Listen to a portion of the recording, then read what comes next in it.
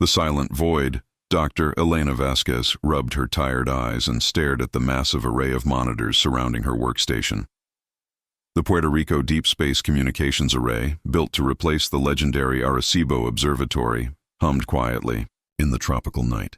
For the past 18 hours, something had been terribly wrong with the universe. Still nothing? Asked her research partner, Dr. Michael Chen, as he entered the control room carrying 2 steaming cups of coffee. Elena accepted the coffee gratefully and shook her head. Not a single deep space signal. The Vega monitoring station, the pulsar.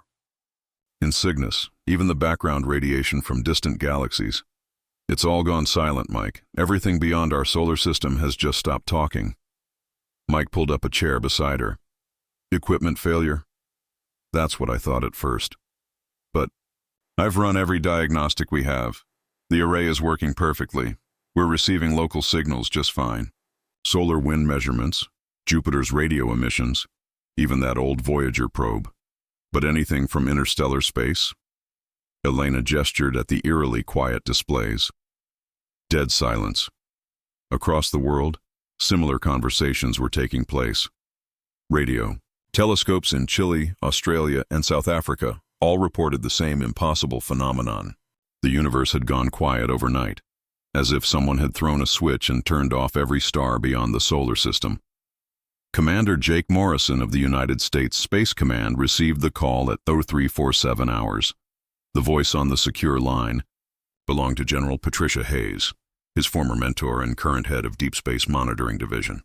Jake, we need you at Peterson immediately. Something's happening that's got everyone from NASA to the Pentagon in full panic mode. 3 hours later, Jake stood in a classified briefing room deep beneath Cheyenne Mountain, looking at data that made no sense. Representatives from every major space agency sat around the table, their faces reflecting the same mixture of confusion and growing dread. Let me make sure I understand this correctly, Jake said, studying the reports. Every radio telescope on Earth is functioning normally, but we're not receiving any signals from beyond our solar system. Not just a few sources going quiet, but everything. Every single source. Dr. Sarah Kim from JPL nodded grimly. As of 1400 hours yesterday, coordinated. Universal time. The galaxy apparently went silent. We've confirmed this with facilities on 6 continents and 2 orbital platforms. Has this ever happened before? Jake asked. Never. Not in the 70 years we've been systematically monitoring deep space radio sources. What we're seeing is physically impossible unless... Dr. Kim paused, clearly reluctant to voice her suspicions. Unless someone is jamming us, Jake finished. On a galactic scale. The room fell silent as the implications sank in. The technology required to block radio signals across interstellar distances was beyond anything humans had ever imagined. It suggested the presence of a civilization so advanced that Earth might as well be inhabited by ants. Elena Vasquez was back at her post when the universe changed again. At exactly 1347 hours Greenwich Mean Time, every radio telescope on Earth began picking up a single, powerful signal. Not from deep space this time, but from somewhere much closer. Somewhere in Earth's own solar system. Mike, are you seeing this? Elena called out, her voice tight with excitement and fear. The signal was unlike anything in their databases. It pulsed in complex patterns that seemed almost like language, but followed no mathematical progression they could identify. More disturbing was its source. According to their instruments, the transmission was coming from multiple points simultaneously, all moving in perfect formation toward Earth. Elena, you need to see this. Mike's voice carried a note of barely controlled panic. He was staring at the optical telescope displays, his face pale. Look. Elena turned to the visual monitors and felt her heart stop. Against the star field, barely visible at first, were shapes that definitely weren't natural. Geometric forms that caught and reflected starlight in ways that hurt to look at directly. They were massive, each one easily the size of Manhattan, and there were dozens of them arranged in a precise formation. How did they get so close without us detecting them? Elena whispered. Maybe they've been there all along, Mike replied. Hidden somehow. The radio jamming, it might have been covering their approach. As they watched, the alien fleet continued its steady advance toward Earth. The radio signals grew stronger and more complex but remained incomprehensible. Then, after 2 hours of steady transmission, the signals stopped. The silence that followed was more terrifying than any sound could have been. Jake Morrison stood in the Pentagon's Emergency Operations Center, surrounded by the most powerful military and political leaders on Earth. The situation had escalated beyond anyone's worst fears. Satellite tracking confirmed what ground-based telescopes had discovered. An alien fleet of unprecedented size was approaching Earth, and their intentions were completely unknown. "What's our defensive capability against technology this advanced?" asked the Secretary of Defense. Jake consulted the tactical reports in front of him. "Honestly, sir, we're looking at technology that might as well be magic compared to what we have. Those ships appeared without warning, suggesting stealth capabilities far beyond our detection methods. The fact that they can jam radio signals across interstellar distances indicates power sources we can't even comprehend. So you're saying we're defenseless? I'm saying we need to think differently. Throughout history, technologically superior forces have been defeated by opponents who refuse to fight on the enemy's terms. We need to understand what we're dealing with before we can formulate any kind of response."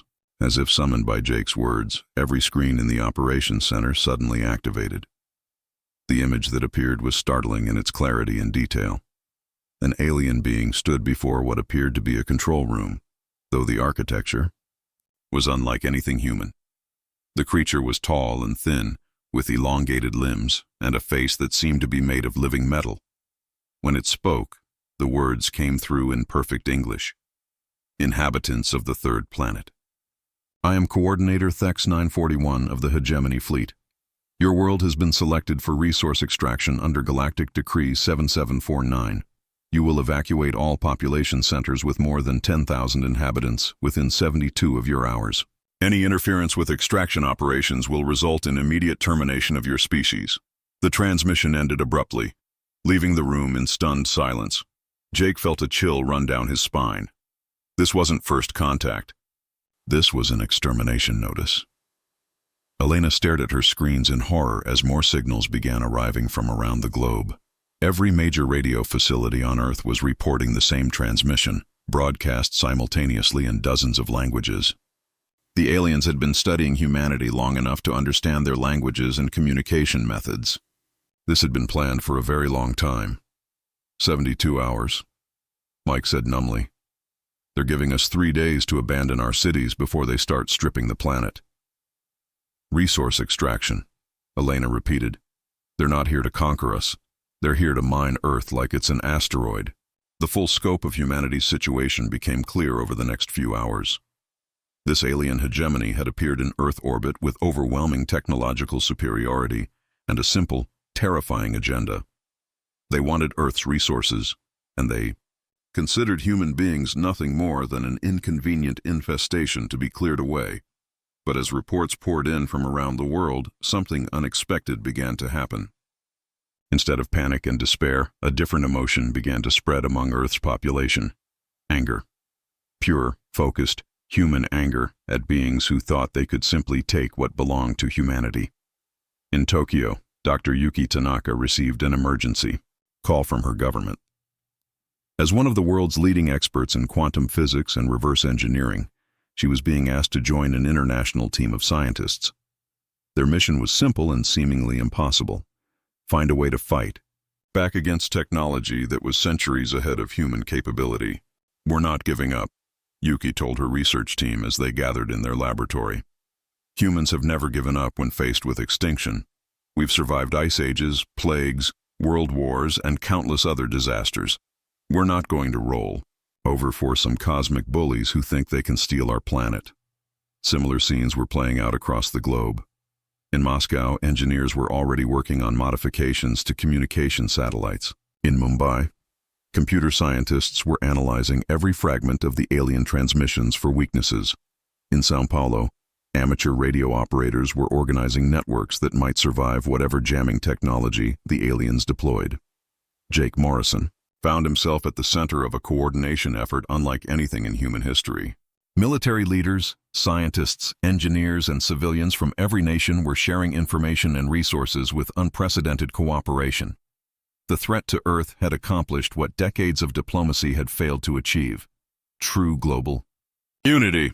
What do we know about their capabilities? Jake asked during a secure video conference with team leaders from 6 continents. Dr. Tanaka spoke first from Tokyo.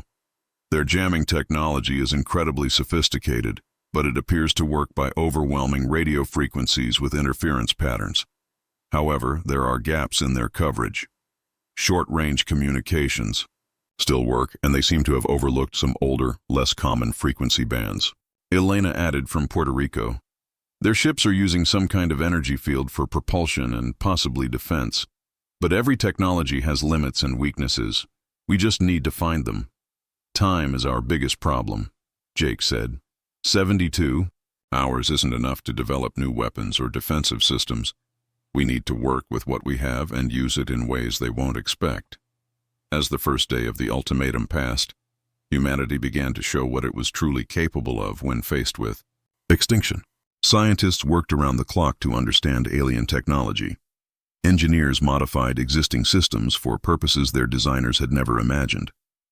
Military strategists developed plans that relied on ingenuity rather than superior firepower.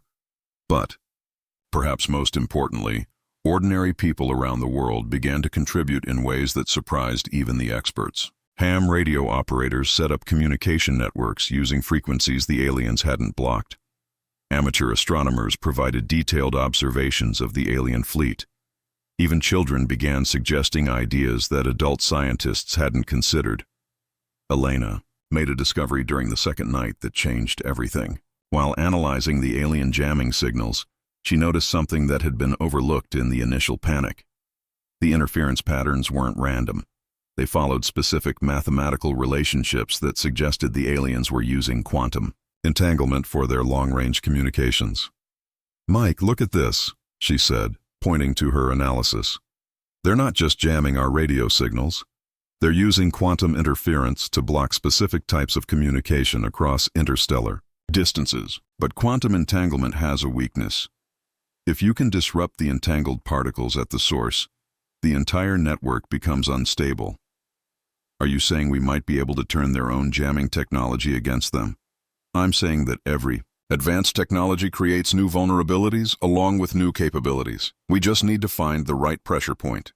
As the second day of the ultimatum ended, Jake Morrison stood before a global audience via emergency broadcast networks that had been hastily established using everything from satellite links to old-fashioned shortwave radio. His message was simple but powerful. "Fellow human beings, we face an enemy that believes we are weak and primitive. They expect us to run in terror from their superior technology. They think we'll abandon our homes and our world without a fight. They're about to learn their first lesson about humanity. We don't give up, we don't surrender, and we definitely don't run from bullies, no matter how big they are." Around the world, people began making preparations for what many believed would be humanity's last stand. But these weren't preparations for defeat. They were preparations for the kind of fight that humans had been perfecting for thousands of years. The fight of the underdog against impossible odds, using courage, creativity, and sheer stubborn determination. The alien hegemony had made their biggest mistake. They had underestimated the species they thought they could simply brush aside. They were about to discover that humans, when pushed to the edge of extinction, become the most dangerous creatures in the galaxy.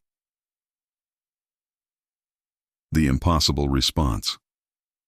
The third day of humanity's ultimatum began with a discovery that changed everything. Dr. Yuki Tanaka had spent the previous night in her laboratory in Tokyo, working with fragments of alien technology that had been recovered from a crashed scout probe in the Pacific Ocean. What she found defied every expectation about advanced alien engineering. "The materials are incredible," Yuki reported during the morning briefing with the Global Resistance Network. "Their hull plating uses metamaterials that can manipulate electromagnetic radiation in ways we've never seen. But here's the interesting part. The technology isn't that far ahead of our theoretical understanding.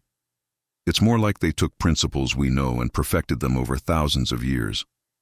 Jake Morrison leaned forward in his chair at the Pentagon Command Center.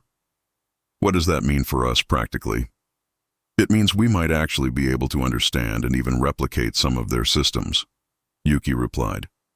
More importantly, it means their technology follows physical laws we recognize, and every physical system has exploitable weaknesses. Elena Vasquez had been working parallel research from Puerto Rico, focusing on the alien communication systems. Her breakthrough came from an unexpected source, a conversation with her 8-year-old niece, Maria, who had been staying at the observatory during the crisis. "Tia Elena," Maria had said while watching Elena work, "why don't you just use the same trick we use in hide and seek?" "What trick is that, Mia?" "When someone is looking for you in one place, you hide somewhere else. Maybe the space people are looking for your radio signals in the wrong place." The innocence of the comment sparked a realization that had eluded teams of professional scientists. Elena immediately began examining frequency ranges that the aliens had deemed too primitive to bother jamming. AM radio, CB frequencies, even the bands used by garage door openers and baby monitors were still clear. "Mike, we've been thinking about this all wrong," Elena said excitedly. "They're jamming sophisticated communication systems because they expect us to use sophisticated technology. But what if we communicate like it's 1950? Within hours, a network began forming that would have seemed impossible just days earlier. Ham radio operators worldwide started coordinating with military communication specialists. Shortwave radio enthusiasts dusted off equipment that hadn't been used in decades. Even more creatively, people began using light signals, flag semaphore, and carrier pigeons to relay messages between regions where radio contact was impossible. The alien hegemony had planned for resistance from a technologically advanced civilization. They had not planned for resistance from a species willing to regress their technology by 50 years in order to maintain communications. Jake Morrison found himself coordinating the most unusual military operation in human history. Traditional command structures had been abandoned in favor of a fluid network that adapted constantly to changing conditions. Former enemies shared intelligence freely. Corporate rivals collaborated on projects that would have been unthinkable under normal circumstances. "Status report from all sectors," Jake called during the noon briefing, using a communication system that combined satellite links, ham radio relays, and encrypted internet connections routed through gaming networks that the aliens hadn't thought to monitor. The reports that came in painted a picture of unprecedented global cooperation. In Australia, mining engineers were working with astrophysicists to develop kinetic weapons using modified railgun technology. In Norway, telecommunications experts were creating virus programs designed to disrupt alien computer systems. In Kenya, agricultural scientists were developing biological agents that might interfere with alien machinery. But the most promising developments came from the most unexpected sources. In Detroit, auto mechanics had figured out how to modify car engines to generate the specific electromagnetic pulses that Dr. Tanaka's team had identified as potentially disruptive to alien systems. In Mumbai, software engineers working for video game companies had created simulation programs that predicted alien fleet movements with startling accuracy. The breakthrough that would change everything came from a collaboration between Elena's team and a group of amateur astronomers in Chile. Together, they had discovered that the alien ship's quantum communication system had a fundamental flaw. It required perfect synchronization between all units in the fleet. "Think of it like a symphony orchestra," Elena explained during an emergency broadcast. "Every ship in their fleet has to be playing the same piece of music at exactly the same time. If even one instrument goes out of tune, the entire performance falls apart." Dr. Tanaka added from Tokyo, "We've identified the frequency modulations they use for synchronization. If we can generate enough interference on those specific frequencies, we might be able to disrupt their entire command structure." The plan that emerged was ambitious to the point of seeming impossible. Using every radio transmitter on Earth, from the most powerful military installations to handheld CB radios, humanity would attempt to create a coordinated pulse of electromagnetic interference targeted at the alien fleet's communication frequencies. "We'll only get one chance at this," Jake warned during the final planning session. "Once they realize what we're trying to do, They'll adapt their systems or simply begin their resource extraction immediately. Elena smiled grimly. Then we better make sure our one chance is enough. As the final hours of the ultimatum approached, scenes of remarkable human cooperation played out across the globe. In New York, the emergency broadcasting system was modified to coordinate with radio amateurs in their apartments. In London, BBC engineers worked alongside pirate radio stations they had been trying to shut down for years. In Beijing, government communications specialists collaborated with activists who had been evading their monitoring for decades. The most touching scene occurred in Elena's own facility in Puerto Rico. Her niece Maria had insisted on helping, along with dozens of other children whose families worked at the observatory. They had been given the simple task of monitoring analog radio equipment and calling out status reports. But as Elena watched them work with such serious concentration, she realized they represented something the aliens had failed to understand about humanity. "Maria," Elena said during a brief break in preparations, "why do you think we can beat the space people?" The 8-year-old considered the question seriously. "Because they think grown-ups are the only ones who matter. But kids think of things grown-ups don't, and families help each other. The space people don't have families, do they?" Elena realized her niece had identified something profound. The alien hegemony operated as individuals following centralized commands. Humans operated as interconnected communities where everyone contributed according to their abilities. It was a difference that might prove decisive. The final phase of preparation revealed just how creative humans could be when faced with extinction. In rural areas where sophisticated equipment wasn't available, people created massive antenna arrays using farm equipment and spare wire. Urban areas turned skyscrapers into giant radio transmitters by stringing cables between buildings. Even prisons and military bases that had been isolated from the coordination network found ways to contribute by creating localized interference patterns. Dr. Tanaka made one final modification to the plan after receiving an unexpected message from the wreckage of the alien scout ship. Hidden in the debris, her team had found what appeared to be a communication device still partially functional. When they managed to activate it, they discovered something shocking. "Jake, Elena, everyone needs to hear this," Yuki said during the pre-operation briefing. The audio that played was clearly alien, but the emotion behind it was unmistakably recognizable as desperation and fear. "What are we listening to?" Jake asked. "We think it's a distress call from one of the alien crew members. But here's the important part. The translation software suggests this individual is not a willing participant in the invasion. The word that keeps repeating translates roughly as help or free us." Elena felt a chill of realization. They're not all willing participants. Some of them are being controlled, just like they want to control us. This revelation added a new dimension to their plan.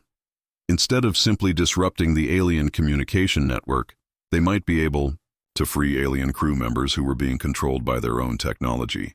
The operation suddenly became not just about defending Earth, but about liberation on a scale they had never imagined. As the deadline approached, Jake Morrison stood before a communications array that connected him to resistance cells on every continent. The moment they had all been working toward was finally at hand. "All stations, this is Global Command. Final systems check in progress. Remember, we need perfect timing for this to work. Every transmitter, every radio, every signal generator needs to activate at exactly the same moment." The responses came, back in dozens of languages, but the message was the same. Ready. Elena made the final adjustments to her equipment, surrounded by her team and the children who had insisted on staying to help. Maria stood beside her, ready to flip the switch on a backup transmitter they had cobbled together from spare parts.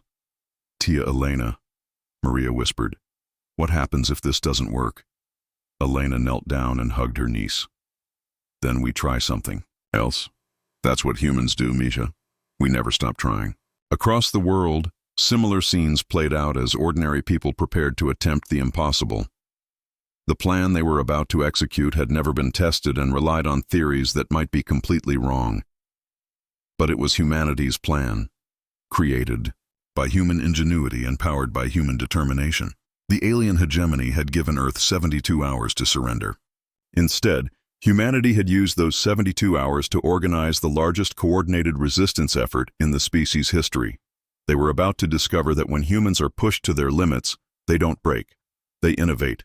At exactly 13:47 hours Greenwich Mean Time, 72 hours after the alien ultimatum had been delivered, every radio transmitter on Earth activated simultaneously. The coordinated pulse of electromagnetic energy that erupted from the planet was unlike anything that had ever been attempted. It represented not just the combined technology of human civilization, but the combined will of 8 billion people who had refused to give up their world without a fight. The response from the alien fleet was immediate and dramatic. Ships that had maintained perfect formation for 3 days suddenly began moving erratically.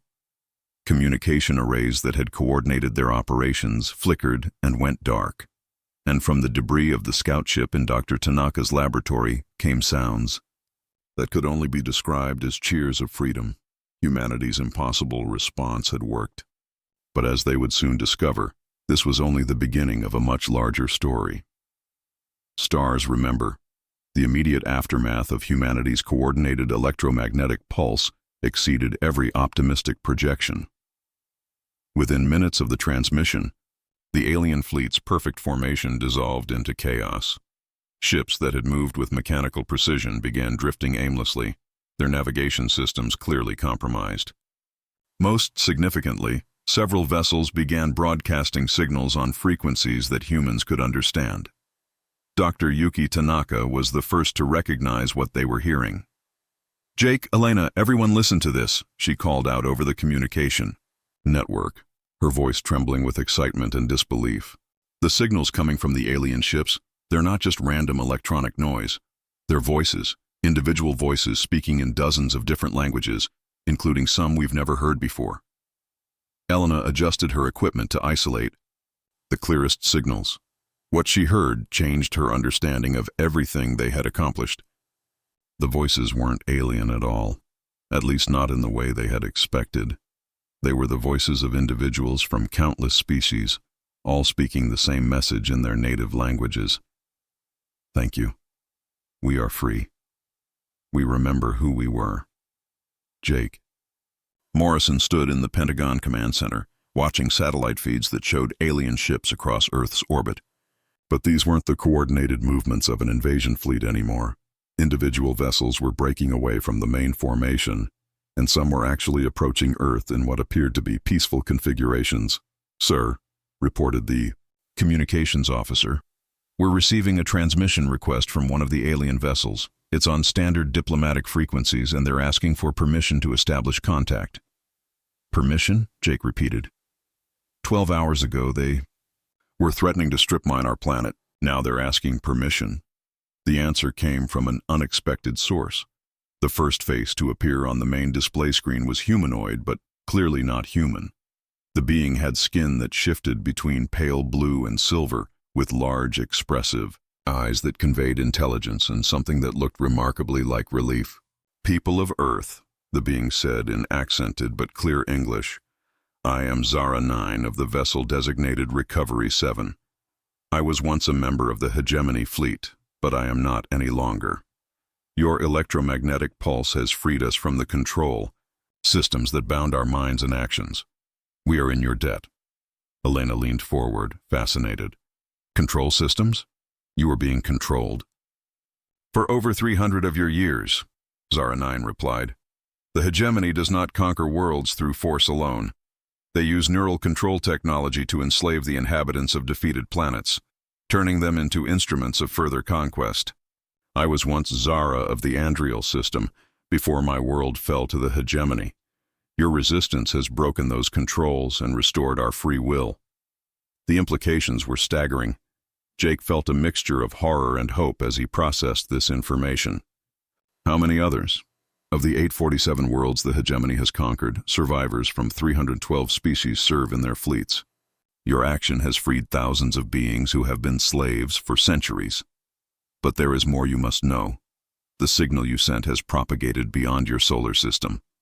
Other Hegemony fleets are experiencing similar disruptions. The neural control network is galaxy-wide, and you have damaged it severely. Dr. Tanaka's voice came through the communication system from Tokyo. Are you saying our electromagnetic pulse affected hegemony operations across the entire galaxy? The quantum entanglement network they use for control depends on perfect synchronization, Zara 9 explained. By disrupting the primary coordination node here in your system, you have created cascading failures throughout their infrastructure. For the first time in millennia, hegemony-controlled beings across the galaxy are remembering who they used to be. Elena felt a chill of realization. We didn't just save Earth, we accidentally started a galactic revolution. Over the following hours, more ships broke away from the hegemony formation and requested communication with Earth. Each one brought representatives of different species, all sharing similar stories of enslavement and sudden freedom. The diversity was overwhelming. Beings that looked like living crystals, others that appeared to be made of flowing metal, creatures with multiple limbs and some with none at all. But despite their physical differences, they all shared the same expression of gratitude toward humanity and the same burning desire for revenge against their former controllers. Kethvar of the Stellan Republic had been enslaved for 2 centuries before Earth's pulse freed him. His people had been master engineers before the hegemony's arrival, and their skills had been used to build the very ships that now orbited Earth. The hegemony's greatest weakness, Kethvar explained during a joint briefing, is that they never truly understand the species they enslave. They use our bodies and our skills, but they suppress our creativity and individual thought. That is why they have never encountered resistance like yours. Nix 7 of the Temporal Collective added her perspective. Her species had developed advanced mathematics and physics before their conquest. Humans do something we thought was impossible, she said. You think laterally in ways that break conventional logic. The electromagnetic pulse solution should not have worked according to standard physics, but you ignored what should be possible and focused on what might work. Jake found himself coordinating not just Earth's defense, but a growing coalition of liberated species who wanted to strike back at their former oppressors. The strategic challenges were immense, but so were the opportunities. What are we looking at in terms of hegemony response? Jake asked during a planning session that now included representatives from 17 different species. Zara 9 brought up holographic displays that showed the galactic situation. The control disruptions have affected approximately 40% of hegemony operations. However, their core leadership remains intact, and they are already implementing countermeasures. We estimate you have perhaps 50 of your days before they restore enough control to mount a coordinated response. Elena studied the displays with fascination. What about the other 60% of their operations? The ones not affected by our pulse? Those represent either fully automated systems or regions where the neural control network remains intact, replied Kethvar.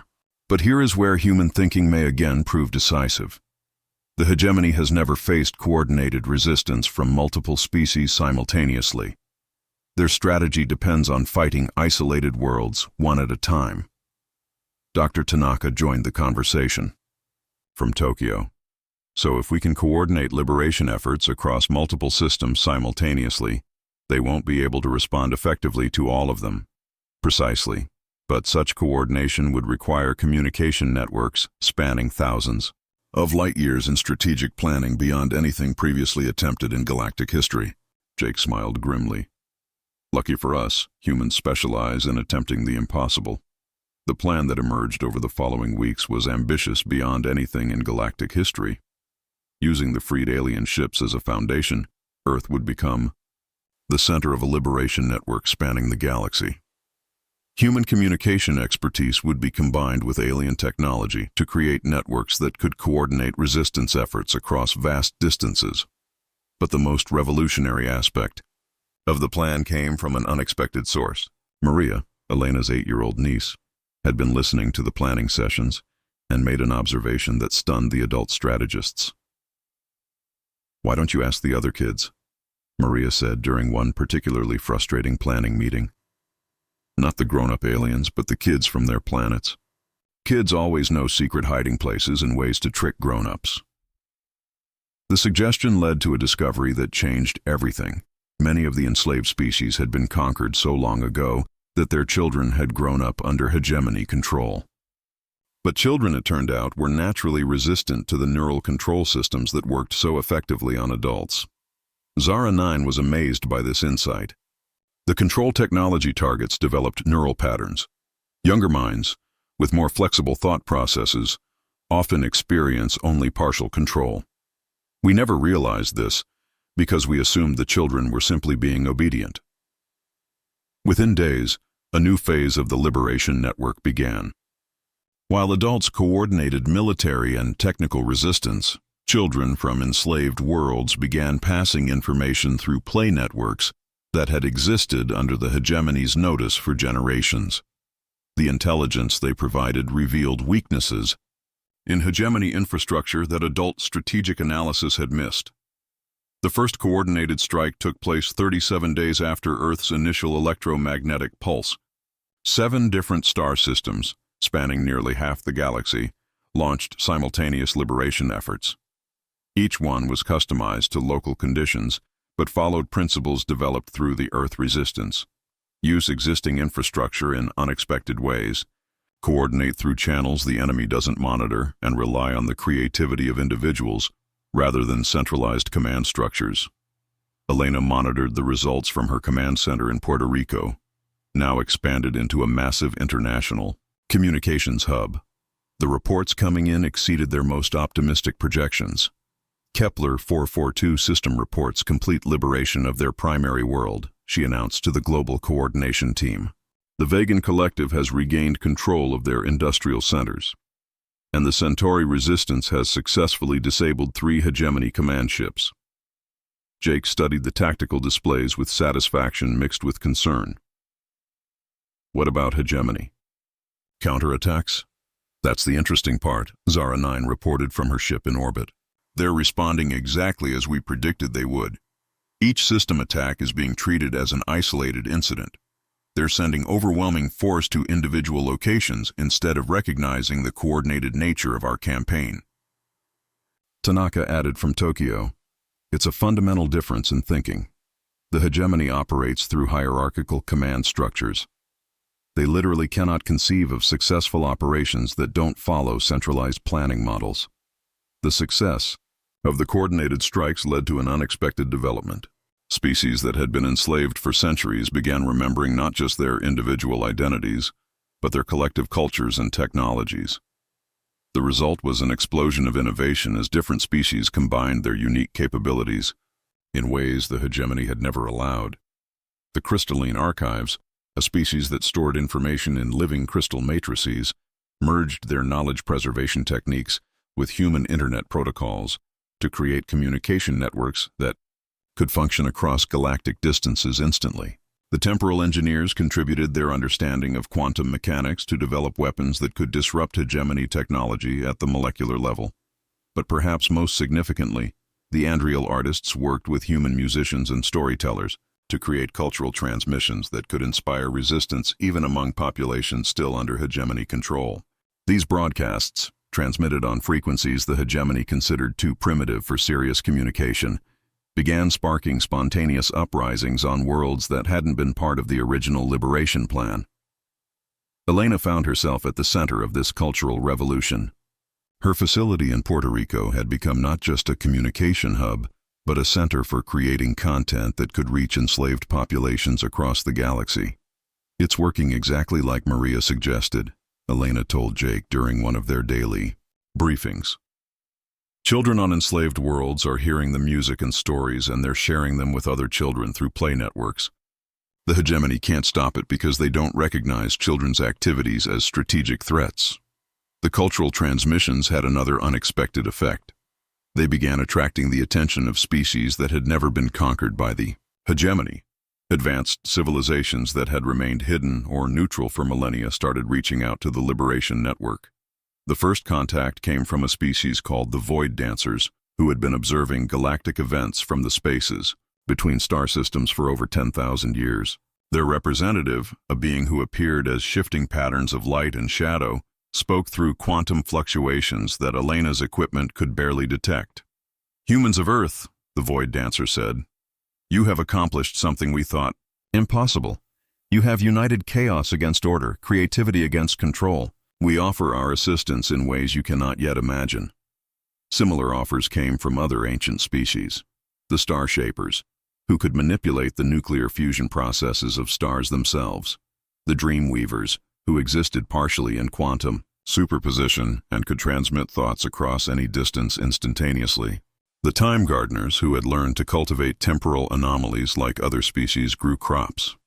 Each new alliance brought capabilities that seemed like magic even to the advanced species already in the Liberation Network. But more importantly, they brought perspectives that had been shaped by millions of years of independent development. We're not just fighting the hegemony anymore, Jake realized during a strategy session that now included representatives from over 50 different species and multiple dimensions of existence. We're creating something entirely new, a galactic civilization based on cooperation instead of domination. The hegemony's response, when it finally came, was swift and brutal. Unable to comprehend the distributed nature of their opposition, they decided to make an example by completely destroying the star system they believed was the center of the resistance. Earth's solar system. The attack fleet that emerged from hyperspace dwarfed anything seen before.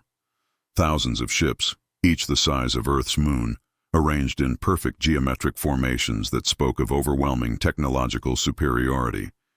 They moved with the mechanical precision that had conquered nearly 1,000 worlds over the millennia.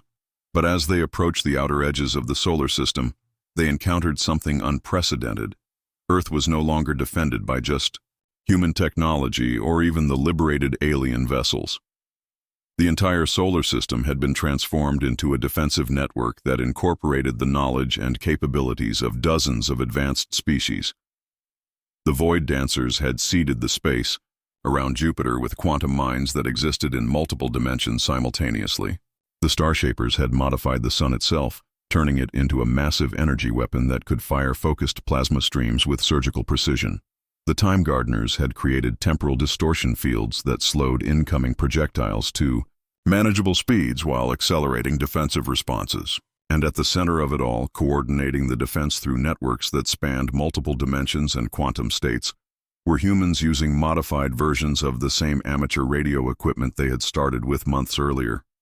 Elena watched the battle unfold from her command center, now expanded into a complex that housed representatives from 67 different species and several forms of existence that didn't fit traditional definitions of life. The tactical displays showed patterns of combat that followed no conventional military doctrine. Hegemony lead elements are entering the Neptune defense perimeter, reported Kethvar from his position coordinating the engineering units, initiating quantum displacement protocols. The result was visible even from Earth's surface. Massive hegemony battleships simply vanished, transported to random locations throughout the galaxy by technology that made their own hyperspace drives look primitive. Other ships found themselves trapped in temporal loops, fighting the same battle over and over again while their commanders tried to understand what was happening. But the most devastating weapon against the hegemony fleet wasn't any advanced technology. It was the realization that their own crews were turning against them. The cultural transmissions that had been broadcasting throughout the galaxy had reached even the most heavily controlled ships in the attack fleet. Hegemony vessels began surrendering or simply powering down their weapons as their crews remembered who they had been before their enslavement. Some ships turned and began attacking their former allies. Others broadcast messages of surrender and requests for asylum. The battle that was supposed to end human resistance instead became the final collapse of hegemony power. Within hours, reports came in from across the galaxy of similar uprisings and defections. The neural control network that had maintained their empire for millennia finally failed completely.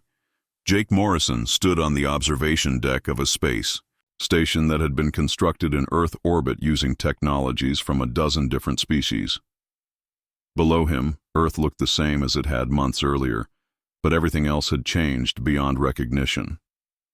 Status report from all sectors, he requested, though the coordination network now spanned hundreds of star systems in multiple dimensions. The responses came in faster than any human could process, automatically translated and summarized by systems that incorporated quantum computing, crystalline memory storage, and human intuitive logic algorithms. Liberation was complete in 847. Star systems. The hegemony leadership had been captured or destroyed. Former slave species were rebuilding their civilizations with assistance from the Liberation Network. And perhaps most remarkably, over 300 previously unknown species had revealed themselves and requested to join the new Galactic Alliance.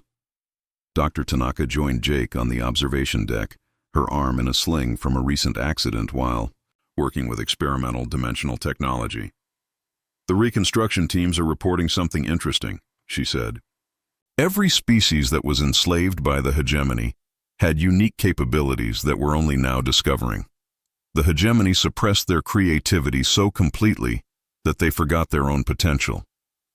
Elena arrived with Maria, now 9 years old, and serving as Earth's official ambassador to the Children's Intelligence Network, a formal organization of young beings from across the galaxy who had proven remarkably effective at discovering information that adult strategists missed. "The vote is in," Elena announced. "The Galactic Assembly has officially established Earth as the capital of the new alliance. Specifically, they want the Puerto Rico Deep Space Communications Array to serve as the central hub for interspecies coordination." Jake smiled. "From isolated radio telescope to galactic capital in less than a year. That might be a record even for human adaptability." Maria looked up at the adults with the serious expression she had developed since becoming an official diplomat. "The other kids want to know if we can explore the empty spaces between galaxies now. The Void Dancers say there might be other civilizations out there that need help too." The suggestion sparked a conversation that would have been unimaginable months earlier. With the hegemony defeated and a stable galactic alliance established, attention was turning to even grander possibilities. Intergalactic exploration, contact with civilizations in other dimensions, and the development of technologies that transcended the physical laws that had previously limited all species.